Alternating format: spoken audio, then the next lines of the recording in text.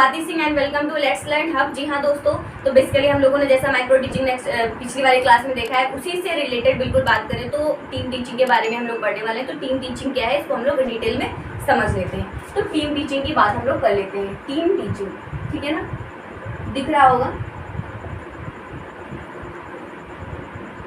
Friends. Team teaching के बारे में अगर हम जाने तो इसको बेसिकली टोली शिक्षण भी कहते हैं और बहुत सारी चीज़ें हैं इसके बारे में जो हम लोग अभी समझते हैं, ठीक है ना। तो अब किसी भी एग्जाम से रिलेटेड है, एनवीएस है, केवीएस है, DSSB है, यूपी टेट है, एसटेट है, कहीं से भी रिलेटेड आपको किसी भी एग्जाम में इंडिविजुअल अगर हम बात करें तो 1 नंबर का आपको हर हाल में देखने को मिल जाएगा। तो उसको हम लोग समझ लेते हैं, ठीक है। बहुत ही छोटा सा मैंने कहा था पेडागोजी के जितने भी छोटे छोटे टॉपिक्स हैं उसको हम लोग इसमें क्या करेंगे, डिस्कस कर लेंगे। पहले उन चीज़ों को समझ लेंगे, ठीक है ना। तो हम लोग टीम टीचिंग के बारे में जान लेते हैं। उससे पहले अगर प्लीज़ हमारे चैनल पर नए हैं तो चैनल को सब्सक्राइब करिए, लाइक करिए, शेयर करिए और वीडियो को लास्ट तक देखिए और कमेंट सेक्शन पर मुझे बताइए कि कैसा लगा वीडियो, ठीक है ना। तो हम लोग देखते हैं इसके बारे में, टीम टीचिंग के बारे में स्टडी कर लेते हैं, अच्छे से जान लेते हैं। टीम टीचिंग यहाँ से दिख रहा है। तो टीम टीचिंग को मैंने जैसे कहा कि टोली या फिर आप बोल सकते हैं समूह। बेसिकली एक चीज़ होती है ना, समूह शिक्षण। बेसिकली अगर हम बात करें इसकी तो जैसा मैंने कहा इसको को टीचिंग भी कहते हैं, मतलब उससे याद आता है ना, देखो को टीचिंग भी बोलते हैं या फिर पैरेलल टीचिंग भी इसको हम कहते हैं। तो कई जगह पर इसको बात करी जाती है तो वो हम समझ लेंगे। या फिर नेक्स्ट हम बात कर ले यहाँ पर कोऑपरेशन। कोऑपरेशन से याद आता है सहयोग के साथ। इतना तो समझ आ रहा होगा, मतलब कुछ बहुत बड़ा नहीं है यार बेसिकली।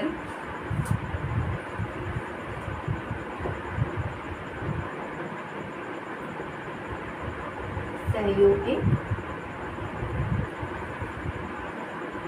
ठीक है।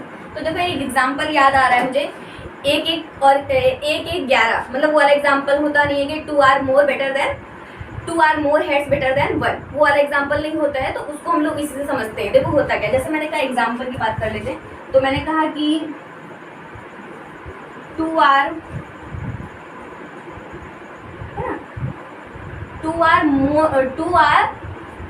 Head more than better than 1, ठीक है ना। तो यहाँ बात करते हैं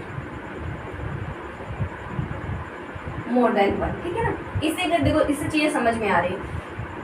कुल मिला के कोऑपरेशन की बात करें जहाँ पे सहयोग के साथ सीखा जाता हो, है ना। सहयोग के साथ हम सीखते हैं, जानते हैं उसके बारे में। तो देखो बेसिकली यार इसमें ये चीज़ होती है कि एक टीम वर्क होता है। देखो अगर आप टीचिंग लाइन में भी देख लें, जैसे बेसिकली आप टीचिंग ट्रेनिंग में ठीक उठा ले, वैसे प्रॉपर क्लास की बात होती है, प्रॉपर क्लास वहाँ पर भी कुछ एक्सपर्टीज़ होती है। जैसे हर टीचर की आपको एक्सपर्टीज़ मिलेगी, उसका फिजिकल वो है।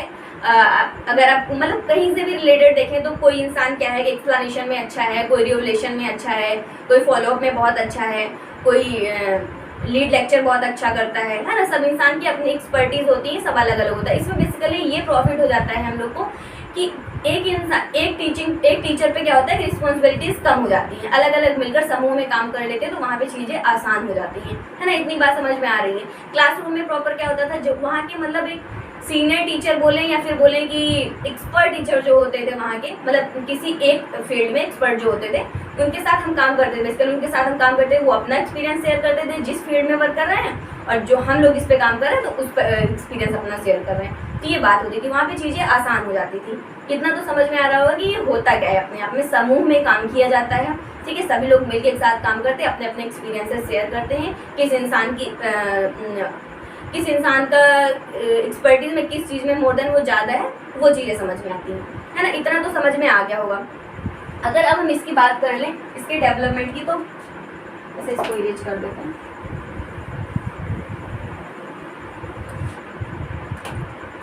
हाँ, अगर इसके डेवलपमेंट हम लोग देखें तो 1955 में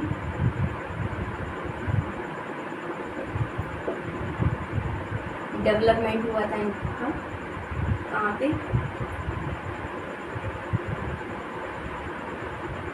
हार्वर्ड यूनिवर्सिटी में, ठीक है ना। और 1960 तक ये क्या है, डेवलप हुई थी।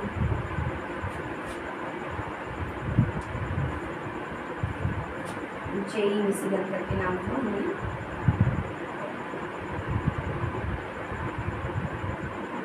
इस पर वर्क किया था, ठीक है। इतना तो समझ में आ रहा होगा। और अगर बात करें इस पे तो मतलब वैसे अगर आपको किसी बुक वगैरह में आप देखेंगे इसके बारे में जानेंगे तो हार्वेन और मिशिगन का नाम आपको देखने को मिल जाएगा। एक नाम और यहाँ पे आप नोट कर लेते हैं, सॉरी,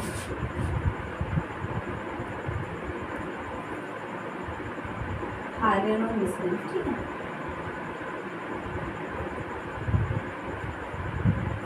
और इंडिया में इसकी अगर हम बात करते हैं यार, सिंपल सी बात है, तो टीचिंग ट्रेनिंग के टाइम क्या होता है, टीचिंग ट्रेनिंग के टाइम पर एक्सपर्टीज सामने आती है, ठीक है, एक्सपर्टीज फेस होती है। तो हमारे यहाँ इसका ये वर्क हुआ था, ठीक है ना। इस पर वर्क भी किया था, चीज़ें जानी भी गई थी। इतनी बात तो समझ में आ गई होगी, ठीक है। नीचे नहीं दिख रहा होगा अगर तो हम लोग उसको ऊपर भी राइट कर लेंगे, ठीक है ना।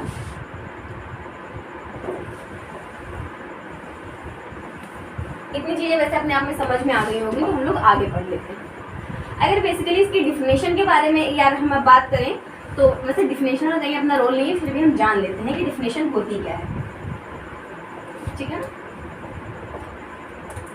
डिफिनेशन के बारे में जान लेते हैं इसके।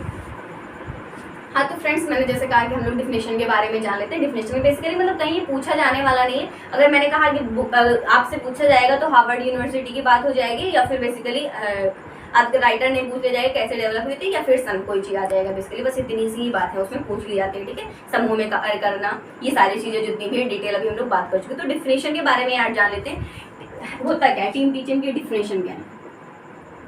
Team teaching involves a group of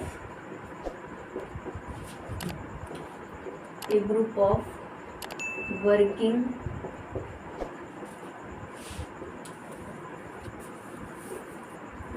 purposely, regularly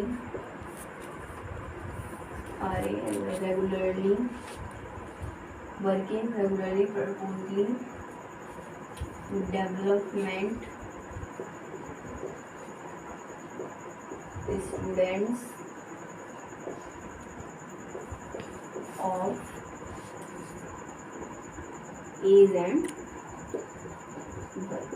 जैसे कि मैंने कहा कि मतलब उसके टीम टीचिंग के बारे में क्या किया जाता है, वर्क को, उसके पर्पस क्या है, उसकी रेगुलरिटी क्या है, सारी चीज़ें उसमें स्टूडेंट के बारे में डेवलप की जाती हैं, जानी जाती हैं, ठीक है। तो फ्रेंड्स मतलब उसके बाद आगे अगर हम देखना चाहें तो जैसा कि मैंने बात किया था कि समूह में सभी लोग हम लोग काम करते हैं, समूह के बारे में जानते हैं और उसके बारे में स्टडी करते हैं। बहुत सारे टीचिंग उनके ऊपर जो रिस्पॉन्सिबिलिटी है वो कम होती है, सब लोग अपनी एक्सपर्टीज को एक्सप्लेन करते हैं, चीज़ बताते हैं। कोई अपने फील्ड में काम कर रहा है, कोई अपने फील्ड में काम कर रहा है, तो वैसे मतलब वो काम होता था, ठीक है ना।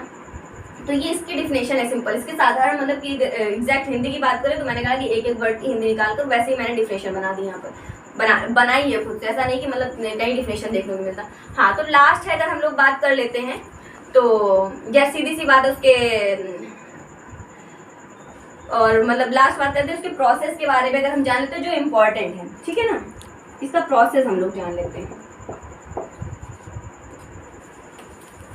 ऑफ टीचिंग वर्क, ठीक है ना। मतलब ये मेन है अपने आप में, उसको तो हटाओ बिल्कुल, ये अपने आप में मेन है, ठीक है ना। इसके 3 प्रोसेस हैं यार अगर हम बात करें तो, ठीक है ना। तो इसके 3 प्रोसेस हैं यार बेसिकली जो हम लोग जानेंगे। तो जैसा कि मतलब होता था एक प्रकार से प्लानिंग, ऑर्गेनिज्म, इन्वेलेट करता है, ठीक है ना। तो एक बार इसको फिर से देख लेते हैं। प्लानिंग करना,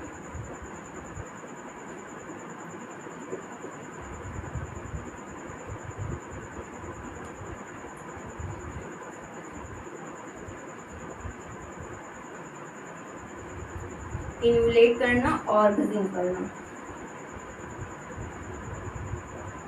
ठीक है ना। प्लानिंग करना, इन्वेलेट करना, ऑर्गेनिज्म करना, उसके बारे में जाना। तो यार अगर बात करें हम बेसिकली इसकी एग्जैक्ट की तो इसके बारे में हम देख लेते हैं। इसका एग्जैक्ट हिंदी बात करें तो ये क्रियान्वयन होता है और नियोजन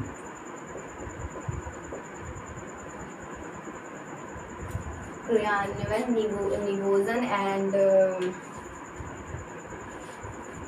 मूल्यांकन।